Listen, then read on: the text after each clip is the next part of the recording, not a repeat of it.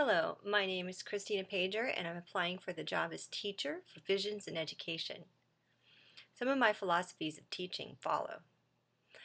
First of all, 21st century learning has to evolve to support the growth of children in a whole new way. In his book, A Whole New Mind, Daniel Pink emphasizes that the future belongs to a very different kind of person with a very different kind of mind. Creators and empathizers, pattern recognizers, and meaning makers.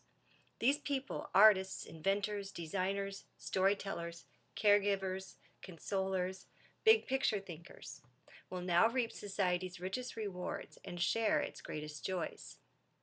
I want to encourage my students to be innovative, creative, inventive, emotionally intelligent, passionate, curious, and resourceful, holistically educated.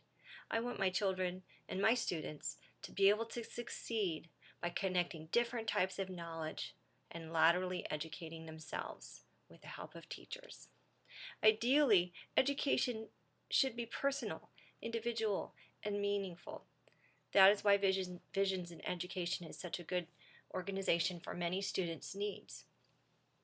Some 21st century tools that can be used to enhance teaching in a non-classroom based environment that come immediately to mind are computers and the internet, of course, and importantly, the social, academic, and work-related networks with accompanying methods of sharing photo, image, video, sound, email, chat, and texting. Students today generally understand how to use these computer-based forums, but they also need to learn which sources are useful and which are not. They need to learn to synthesize information, a they say, I say approach. We need to learn more than knowledge. In a world that overflows with information, we also need to teach wisdom. Because of computers, the world is by no means disconnected, but it can be so connected that students must learn what to do with all this information. Independent study students, while often working alone, need the connections with teachers and even other students, and the internet can provide this connection with some effort if the teacher is building an online learning community. Books such as Start With Why and Social Media at Work, as well as The World is Flat and A Whole New Mind, should be part of a teacher's repertoire as they keep up with the demands of teaching in an evolving educational environment. Every teacher has experienced what it is like to work with students at risk of failure. In my credential program, kids with socioeconomic differences or language barriers obviously needed some help and some individual plans. Visions excels at this. But the most pervasive and single most troubling issue among youth that I have noticed is a sense of entitlement. Some students in Folsom, in my experience, assume that they did not have to apply themselves and everything would turn out fine anyway. The administration or parents might shield them from the very consequences that would serve to teach them something. This risk of failure is terrifying for some teachers and parents to watch as a loved child walks the tightrope of choices. Day by day, minute by minute, it's up to the student to make the right choices for success. In trying to control some of these students instead of letting them feel the consequences of such bad choice making, we only serve to perpetuate the problem. Often, we learn more from failure than from the fear of failure, or everybody else's fear of our failure, as it were. Entitlement thinking is also very passive, and that is why it is a sure road to failure. Education requires action.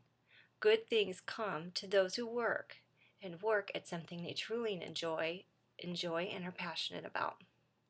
Friedman calls the pervasive sense of entitlement kids seem to have today a cancer of our society, and when we uncover it as a root cause for underachievement, growth can begin, and that's what it's all about.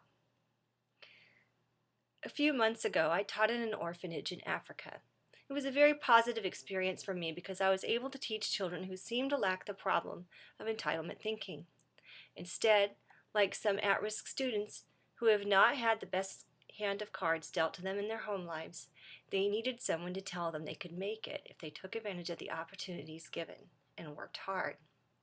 Visions in Education represents for many of these children the golden opportunity, the second chance, or even the third chance, or perhaps it's the beginning on a course to success and growth that is consistent and is not marked by failure. Students who enter the program at an early age or later in their teens will have the benefit perhaps of not having to feel the sting of failure in order to succeed. That is the ideal way to do it. There are two antidotes to entitlement thinking. One is to be thankful for the opportunities presented. As I told the kids in Africa to dream big, what shocked me the most was that as they wrote down their dreams, they also wrote down statements of gratitude without invitation. And as antithetical as it may seem, another remedy is to feel the sting of failure. Parents and educators need to have empathy, yes, but they need to stand back and let the child learn from his or her mistakes. Success does not just happen, it is something you work for. Thank you for your time.